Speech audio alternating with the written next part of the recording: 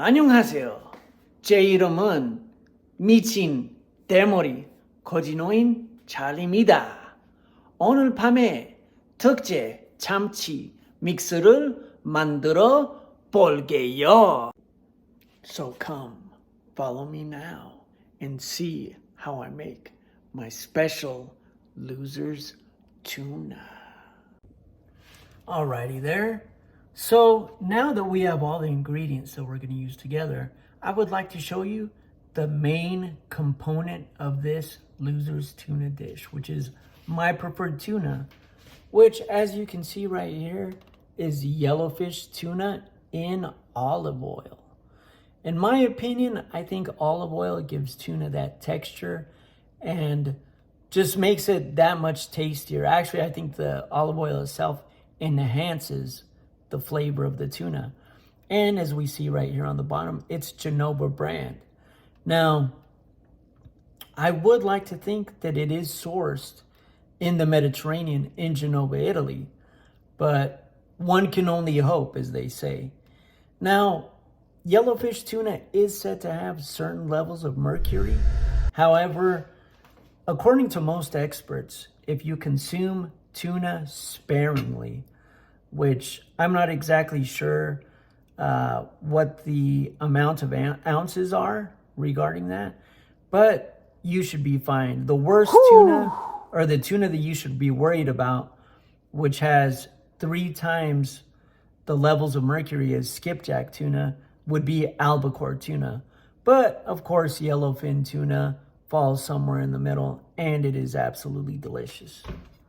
So what's great about this can is it has the flip lid, which makes it really easy to open. So I'm gonna go ahead and open it right now and take a look at that. So, aroma-like and lovely. So because I want the tuna I'll be making to last for at least a full day and fill the Tupperware bowl at least halfway full, I went ahead and bought this can of conventional Bumblebee light tuna.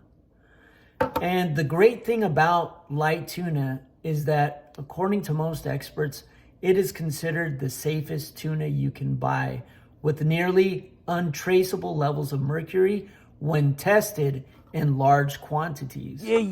So what I usually do when I put these two together is that I'll put the whole can of tuna with the olive oil in the bowl. And since this tuna, as you can see, is preserved in water, I usually open this can and then I dump out all the water and proceed to throw in the light chunk tuna.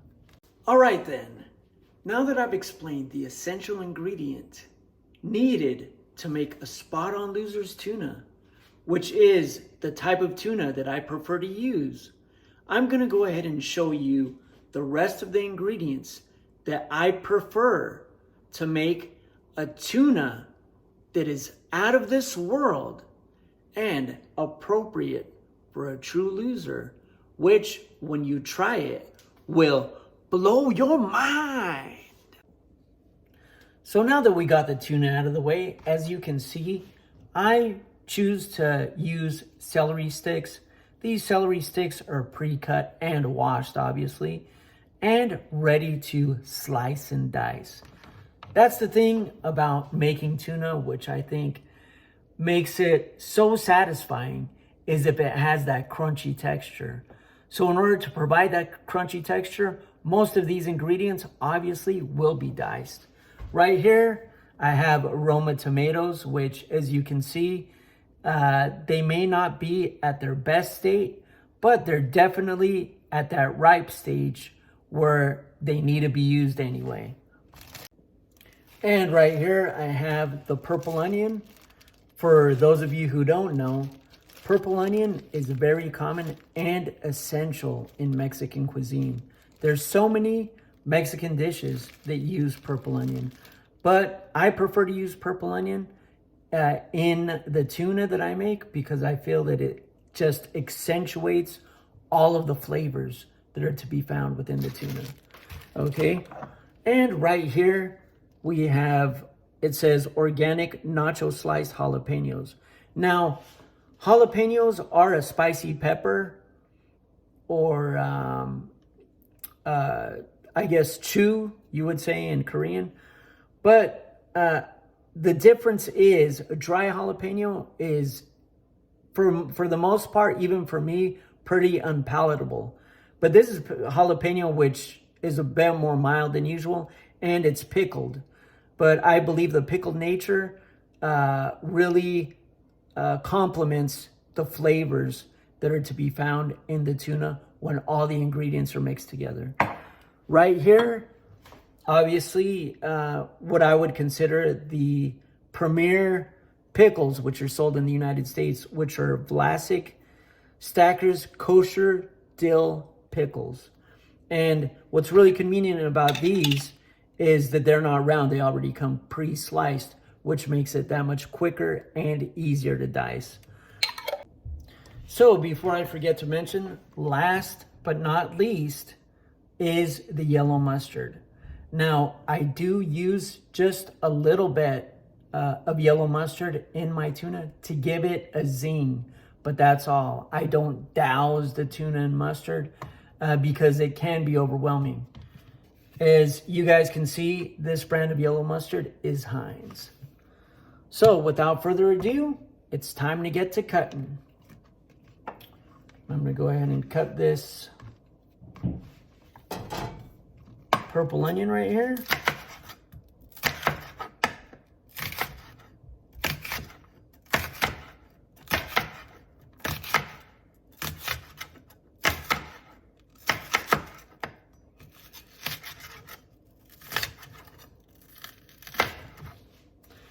And some of you may not know it, but purple onion does have a particular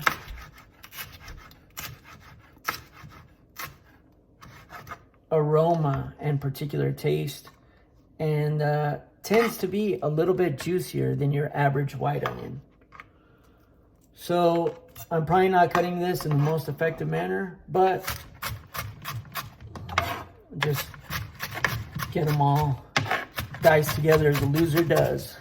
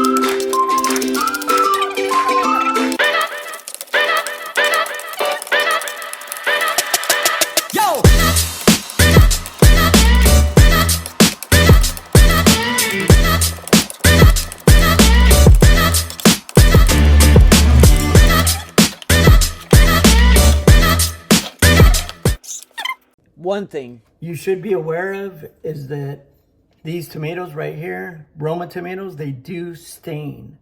So I'm not going to cut them on this big cutting board because my mom isn't going to have any of it. So what I'm going to go ahead and do is I'm going to use this small cutting board, which, as you can see, there's a little bit of redding on this cutting board because this is where I usually cut the Roma tomatoes.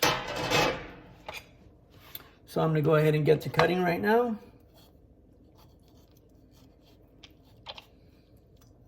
Take that part out right there.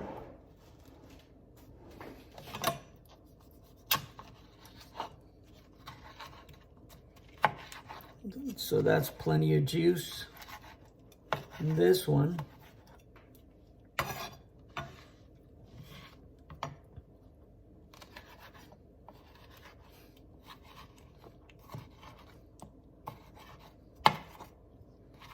And obviously this will make for some really juicy tuna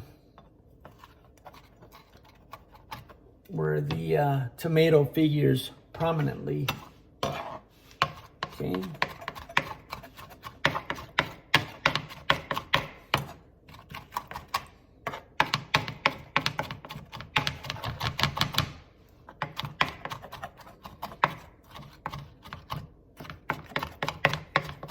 And obviously, cutting was not too much a chore, being that this tomato is pretty juicy. Go ahead and put that in there. Let's take a look at that. Go on and proceed to cut the rest of the other tomato.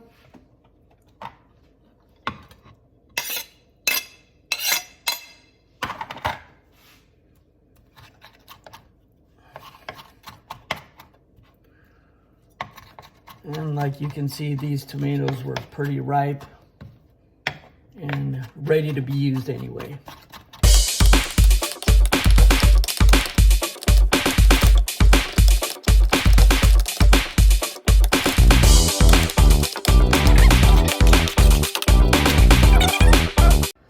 We're gonna go ahead and proceed to open this can. And actually, I don't care too much for this sort of can opener. I actually like this automatic one right here better. So come follow me. So I'm gonna proceed and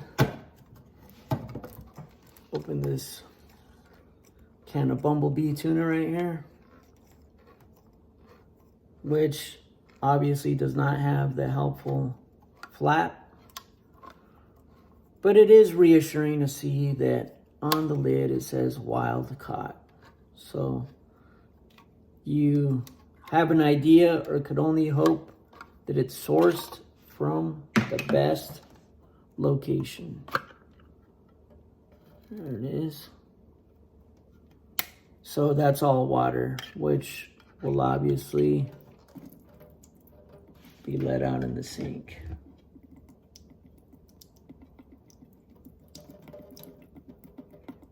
And strained accordingly.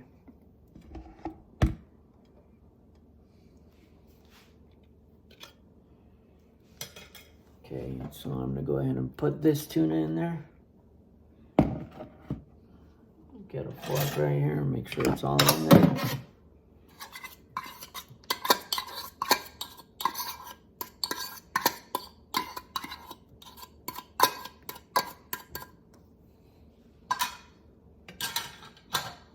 All right, now, very good, 좋아요. So right here, I got the specialty tuna.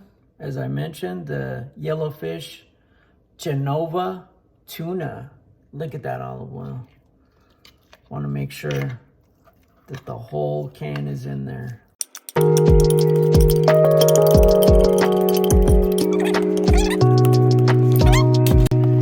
And now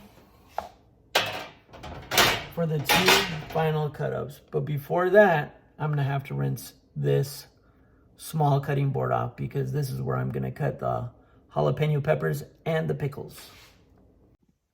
So 지금 나 going to cut the peppers as they should be.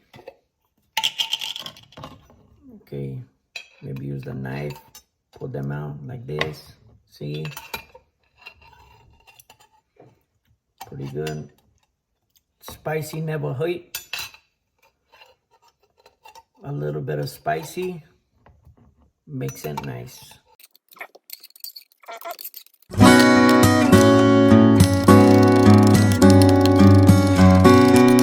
you may be asking yourself, mayonnaise 어디요? 안 돼요. mayonnaise 싫어요. 멕시카냐. 아보카도. 아보카도 최고야. 아보카도 오메가3 있어요. 오메가3 알았습니까? Avocado, cut it up, get it done, cut it up, having fun. Okay, you can see there's the bad part of the avocado. This one, look, andeyo, okay? Just like this. And throw away. Okay? 여기 있어요? 괜찮아요? See? 괜찮아요. Okay. This one may be no good. Okay? Cut this off right here.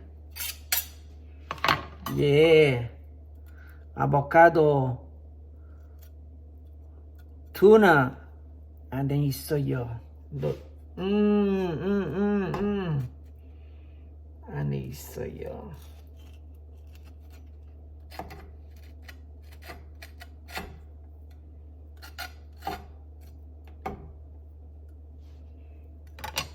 Inside, look, avocado.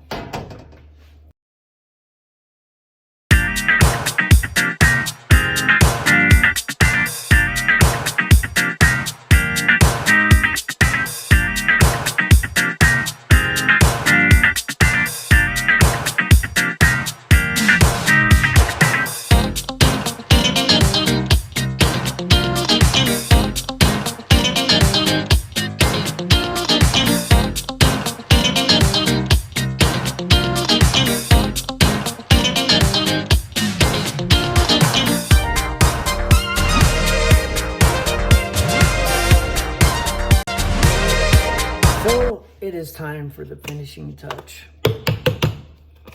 So just, all right, that's plenty of mustard.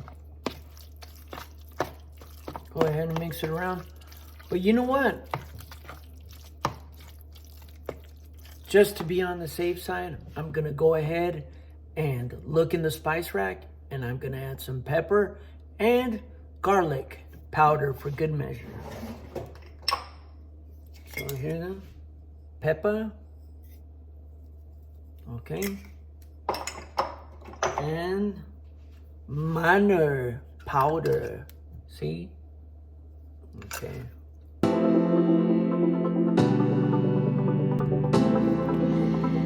Very tantalizing, very nice smelling.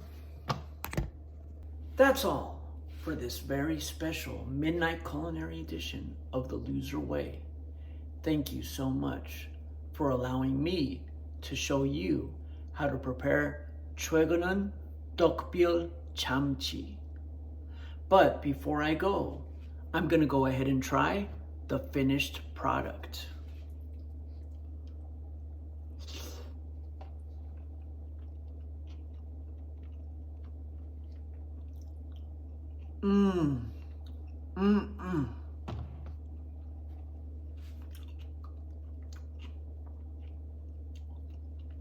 정말 맛있어요.